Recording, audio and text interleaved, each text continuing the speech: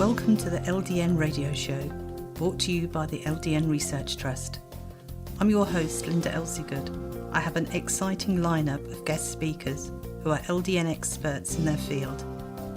We will be discussing low-dose naltrexone and its many uses in autoimmune diseases, cancers, etc. Thank you for joining us.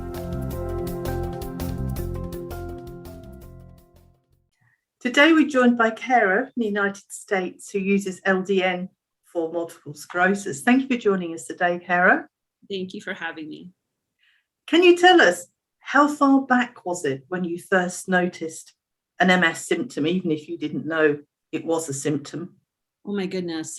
Probably when I was first at university was my first, little episodes began. I had like UTIs that, no one could explain why I kept getting them and couldn't really get rid of them ever.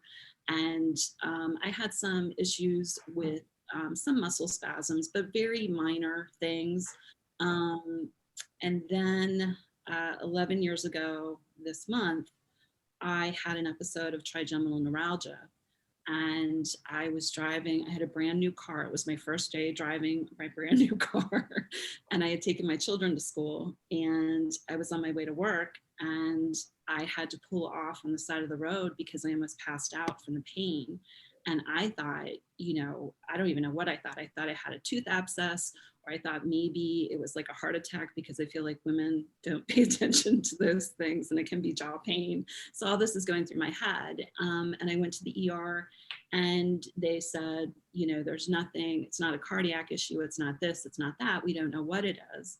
I went and saw a dentist the next day who said, I think it's neurologic. And that was the first time that this was even on my radar. And I was just so stunned that specific ridiculously bad pain was something related to, a neurologic condition. I just didn't have any idea that could happen.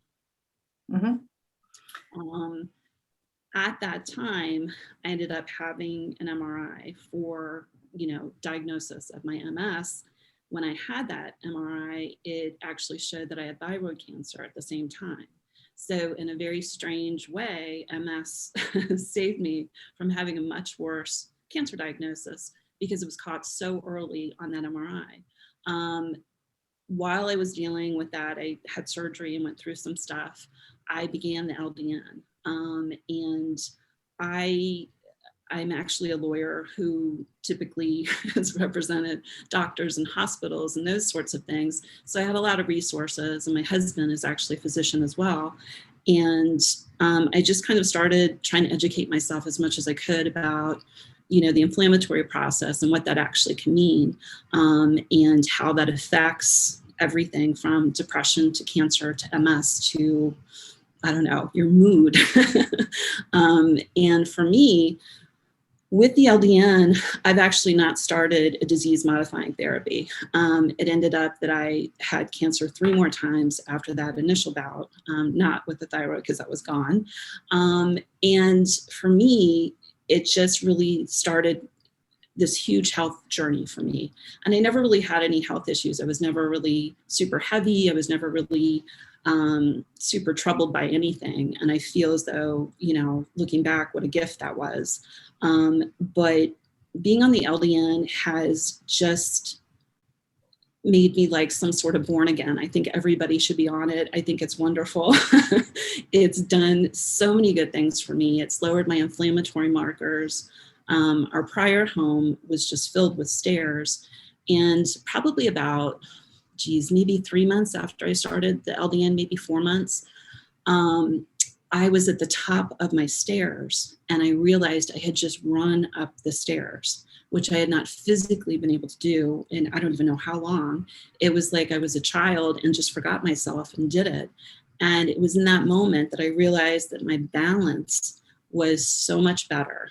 So for me, my biggest things besides, my inflammatory markers being somewhat beaten down from the LDN, my two biggest things were fatigue and balance that I was helped most with the LDN. Mhm.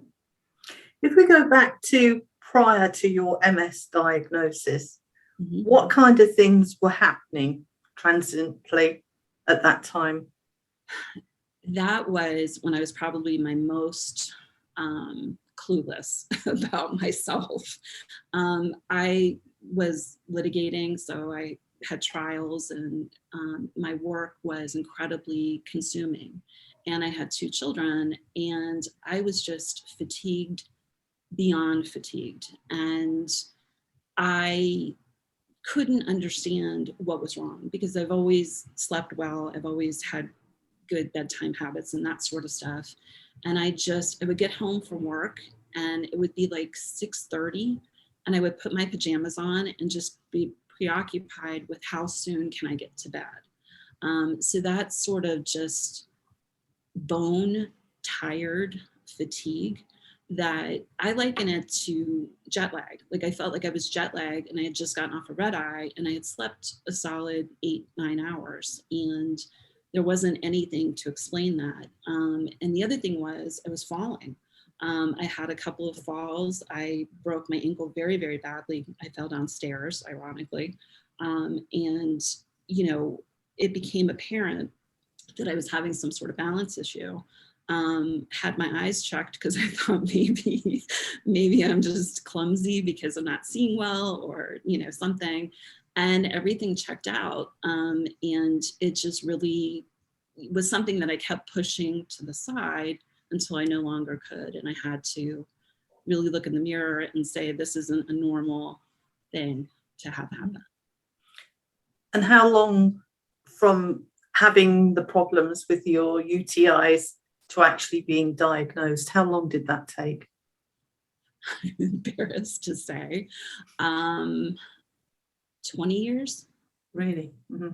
It was a long journey, probably lengthened by the fact that I'm very stubborn and I'm a bit of a control freak. And so for me to have something that I couldn't control, that I couldn't fix, that wasn't making any sense logically, it was very difficult to kind of digest and, realize that I actually truly needed help and, figured that part out. And I, uh, I went to my neurologist and I had looked up LDN and I asked him to prescribe it.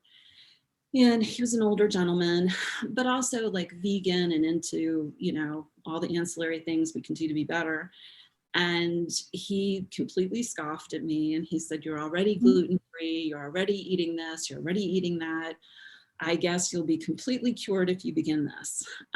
So I left without my LDN and I went to my primary care physician and I printed up like all these papers about LDN and I walked in and I was ready to plead my case as to why I, would like to start this. And he laughed and he said, "I've been prescribing that for 10 years. I was like, "Oh, why didn't I come to you first?" So he was very knowledgeable, and I feel incredibly lucky that not only did I find out about LDN, that I found a provider that was willing to work with me and educate me about titrating up and working through that part of it. And it's just been utterly a game changer for me, truly. So how long have you been taking LDN now? Almost 11 years. Wow. Yeah, a solid 10 and a half years. Mm-hmm. So what was your fatigue like once you'd been on LDN a while? Normal. It was a normal logical thing that if I were up late, I would be tired. But if I were going to bed when I typically do and sleeping well, I felt great in the morning and I didn't crash during the day. I don't really use caffeine. So for me, it was just incredibly noticeable when I was dragging that I was literally like coming in the door, can't wait to get on my jammies and go to sleep. And it was night and day difference. It literally was as though I had been sleep deprived for so long, even though I weren't. But that's how it felt. It felt as though I had been sleep deprived, walking around in a haze. And then the clouds lifted. And I think the other thing is, I think cognitively, that contributes to, brain fog, just that sense of, I don't know, when I was fatigued, it really was, I was preoccupied with it. I was thinking about it. I was thinking, can I put my head down on my desk for 10 minutes and nobody will know? Just things that are kooky when I look back, and I thought, good Lord, why didn't I say something before? And again, I think that's probably part of my personality, but boy, it really, really, really helped me a lot. Mm-hmm. What about UTIs? Are they still an issue? Nope, zero. And, when I was having the UTIs, it wasn't as though I had poor personal hygiene or I didn't understand the mechanisms through which those terribly unpleasant infections occur. I knew all of that. And what's ironic is that even before my diagnosis, my oldest is about to turn 24. And when I was pregnant with him, I had UTIs so badly that I had to be on an antibiotic my entire pregnancy and then 6 weeks postpartum. And again, looking back, it was the MS, but I didn't know where to put that. I just thought, oh, how odd that unfortunately I've now started getting UTIs again and I'm pregnant, and I don't know why. It's funny you should say that. I had Epstein-Barr, we call it glandular fever, when I was 13, and I had like a year off school. I was really, really ill. But when I was 17, I started to get UTIs, one after the other, and I became very aware of my bladder, and I could feel if I was dehydrated. Yeah. I needed to drink more to flush it out, but it was just awful. Yeah. I mean, one load of antibiotics after another, and so I understand where you're coming from. Well, I literally have water with me at all times, only because I think I have PTSD from having had so many UTIs. Yes.